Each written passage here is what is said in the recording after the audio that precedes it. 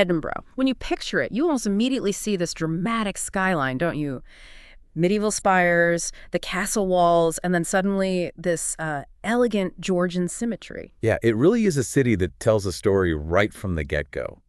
We've been digging into quite a few first-hand accounts and, detailed travel guides. Right, trying to capture what makes the capital of Scotland so, well, special. And what really jumps out from pretty much all the sources is this idea of two personalities, two distinct halves. The Old Town and the New Town? Exactly. They constantly call it a city of two halves. You've got the Old Town, thick, ancient, winding cobbled streets, towering tenements. Populous labyrinthine, yeah. Totally. And then, boom, the New Town. Grand crescents, wide streets, this very ordered neoclassical feel. And it wasn't accidental, was it? The New Town was planned. Spot on. It was very conscious creation, reflecting Enlightenment ideas, space, reason, order, a real contrast to the, let's be honest, often cramped medieval Old Town, understanding that deliberate design really changes how you see it. It does. You can almost feel the history in the Old Town's narrow alleys and closes. You imagine centuries unfolding there. Mm-hmm. Then, just a scroll away, you're on these wide, elegant Georgian streets. It's a fascinating, intentional contrast.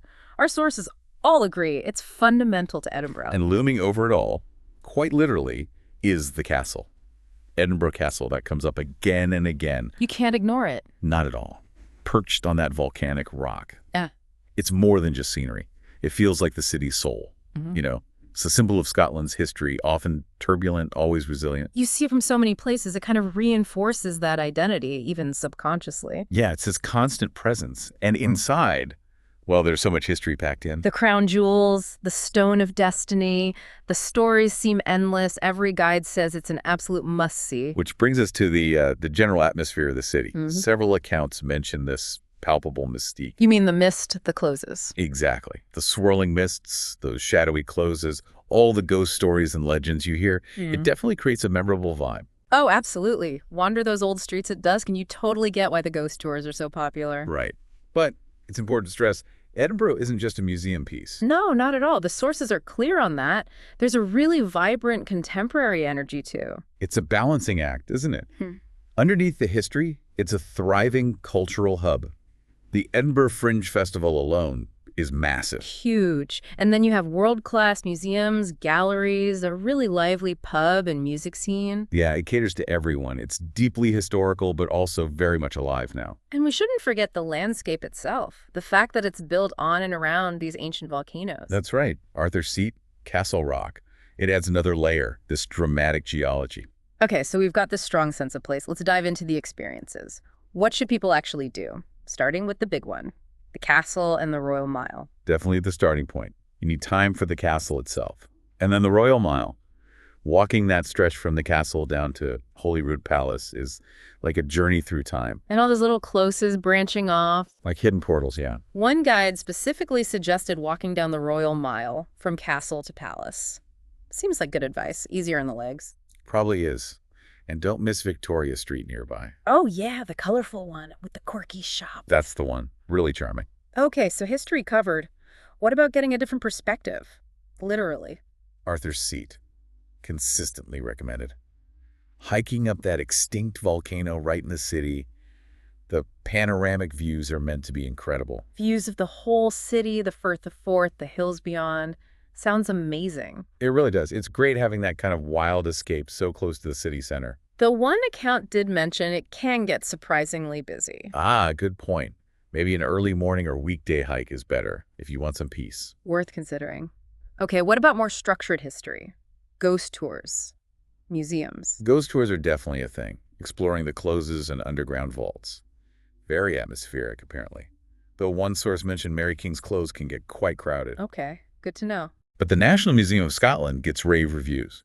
Huge collection, Scottish history, natural history, art, science. It covers a lot. Sounds like you could spend a whole day there. Easily. And for a different vibe, the New Town itself is worth exploring. And Calton Hill. Right, the Georgian architecture, Prince's Street Gardens, and Calton Hill for views. Yep, especially at sunset, apparently. Great views of the city, the castle, Arthur's Seat. One guide called it their favorite viewpoint. It's amazing how you can just walk between the old town's medieval feel and the new town's elegance. So seamlessly, yeah. Okay, let's talk atmosphere. Pubs and whiskey seem pretty central to the Edinburgh experience. Oh, definitely. You can do the formal Scotch whiskey experience, which gives you an introduction. But the real deal is just finding a good pub. Seems like it. That's where you find the city's social heart. The Royal Oak gets mentioned 200 years old, known for folk music. Though some events might need tickets, apparently. Yeah, worth checking. Rose Street in the new town sounds like a whole strip of lively pubs and venues. And the Black Cat for authentic Scottish music, though maybe quieter sometimes. Right, shows there's variety. Something for every mood. What about quieter spots? Any recommendations for escaping the buzz? Dean Village came up. Sounds lovely. A 12th century milling village on the water of Leith. Very picturesque. And you can walk along the water of Leith itself? Yeah, there's a walkway. Sounds very peaceful. The Royal Botanic Garden is another one, 70 acres, really old, established as a physic garden centuries ago. A green oasis. Definitely. And the Warriston allotments were mentioned, tiered plots on a hillside. Maybe harder for tourists to access, but gives a glimpse of local life. Interesting. What about Leith, the port district? Opinions seem mixed. Yeah, one source found it a bit run down, but maybe they didn't see the revitalized parts. It seems to be an area where experiences can differ. Okay, so maybe do a bit more research if Leith is on your list. Two other big names kept appearing. The Royal Yacht Britannia. And the Palace of Holyrood House. Right. Britannia sounds fascinating. A real insight into modern royal life at sea. 44 years of service, visited hundreds of ports.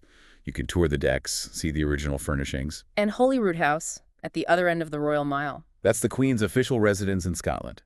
Deep ties to Scottish royalty, Mary Queen of Scots. You can visit the state apartments, the gardens. And the ruins of Holyrood Abbey are right there too, aren't they? Dating back to 1128, adds another layer of really ancient history. Wow. Okay, all this exploring, I'm getting hungry. Let's talk food.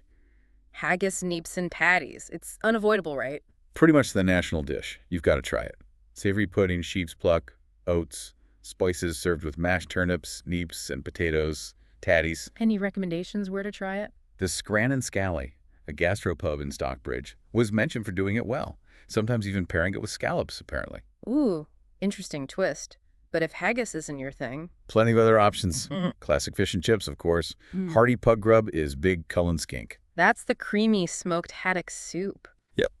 Steak pie, Scottish salmon. Ah. And a full Scottish breakfast is a must to set you up for the day.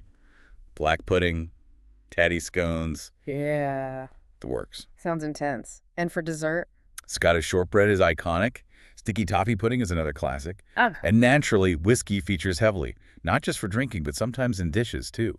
So the dining scene sounds quite varied. Traditional pubs like in Grassmarket or on the Royal Mile. Right. But also more upscale places in the new town. Yeah. The Witchery by the castle was mentioned. Sounds very atmospheric, 16th century building, medieval vibe. Wow. And for a quick treat?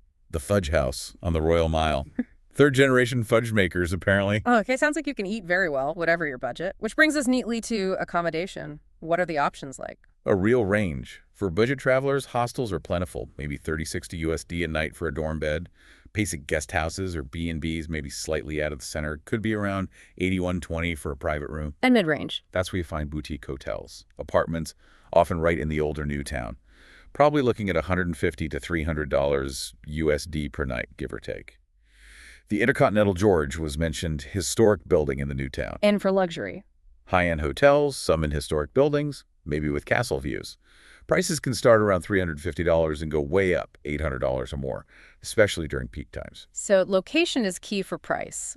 Old town, central new town, more expensive. Definitely. And the big warning. August, during the festivals, prices go through the roof. You have to book way in advance. Crucial tip. Okay, so you found somewhere to stay. How do you get around? Arriving first to the airport? Sounds straightforward. Yeah. Edinburgh Airport has a tram that goes right to the city center. Takes about 40 minutes. Tickets available in advance or at the airport? Both. Kiosks, app, easy enough. And Waverley train station is right in the city center too, if you're arriving by rail. And within the city, walking seems popular, especially for the old town. Highly walkable, yeah. But, and this is important, it's hilly and lots of cobblestones. Good footwear essential then? Absolutely. For longer distances, Lothian buses seem excellent. Extensive network, efficient, affordable. You can use contactless payment, exact cash, or their app. Trams cover some routes too. Yep, airport to Leith via the city center. Taxis and Uber are available, but obviously aren't expensive. And rental cars? Necessary. Probably not if you're mainly staying in the city. Parking can be tricky and expensive, and remember, they drive on the left. Good reminder. And factor in those hills when planning walks. Definitely. Don't underestimate them. All right, let's talk money, daily costs, any rough estimates. Okay, based on the sources, including your flights, a budget traveler hostel, walking, buses, cheap eats, free museums might manage on 70, 130 USD a day. Mid-range, hotel or B&B, mix of restaurants, some paid attractions. Maybe 180, 350 USD a day. Mm. And luxury top hotel, fine dining, tours, you're looking at $400, maybe $800 plus per day. Main costs being accommodation, big attractions like the castle, food, and maybe whiskey. Pretty much. But you can save money. Travel in shoulder seasons, spring or autumn. Visit free attractions, National Museum, National Gallery, climb Arthur's Seat. Just walk around. Use public transport, look for lunch deals. Exactly. Self-catering can help too. And check for combo passes for attractions. Makes sense. So when is the best time to actually go? Summer, June to August, has the warmest weather, longest days, but it's peak season. And August. Well, Fringe Festival means massive crowds, peak prices, book way ahead. Shoulder seasons sound like a good bet then. April, May, September, October. Often the best balance, yeah.